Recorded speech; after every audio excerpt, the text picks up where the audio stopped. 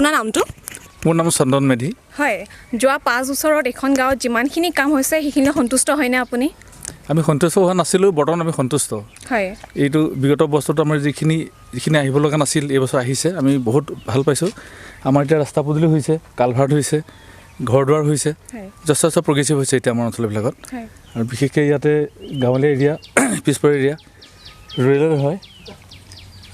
ইয়াত মানুহৰ বিৰাট অসুবিধা আছিল বিশেষকৈ ৰাস্তা পদূলিৰ কাৰণে। আজি এই ৰাস্তাটো দিয়াৰ কাৰণে অকল ইয়াতে নহয়, আমাৰ আমগুৰি পঞ্চায়তত 10টা ৱাৰ্ড আছে, প্ৰত্যেকটো ৱাৰ্ডতে ৰাস্তাবোৰ হৈ আছে, বাট পথ হৈ আছে, ভাল লাগিছে আৰু বহুত ভাল লাগিছে। হয়, ক'ব বিচাৰিছে আশাবোৰ পূৰণ হৈ আছে। নিশ্চয় নিশ্চয় নিশ্চয়। আগন্তুক দিনত তেখেতকে বিধায়ক হিচাপে বিচাৰিবনে আপুনি? নিশ্চয় বিচাৰিম। হয়, যদি 10 নম্বৰ অংক হয় মই 10 নম্বৰ দিম। হয়, মাজতে লকডাউন গ'ল, কেনেকুৱা ধৰণৰ সঁহাৰি পালে? লকডাউনত আমি বৰ এটা জটিল পৰিস্থিতিত আছিলোঁ। আমি বুলিয়ে নহয়, বিশেষকৈ আমাৰ ল'ৰা ছোৱালীবোৰ শিক্ষাবৰ্ষতো বহুত ক্ষতি হৈছিলে।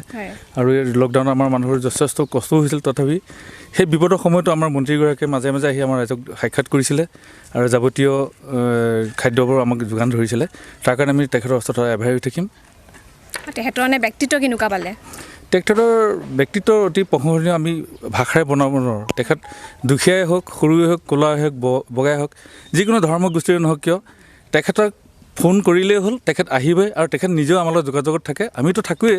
তেখেতেও মাজে মাজে আমাৰ লগত ফোনত কথা পাতে যে কিবা হৈছেনে মেধি, কিবা অসুবিধা হৈছেনে ৰাইজৰ। প্ৰত্যেকটো মুহূৰ্ততে তেখেতে আমাৰ খবৰ লৈ আছে। আমি তেখেতক কেতিয়াও আমি পাহৰিব নোৱাৰিম। ঠিকে আছে, ধন্যবাদ। Thank U.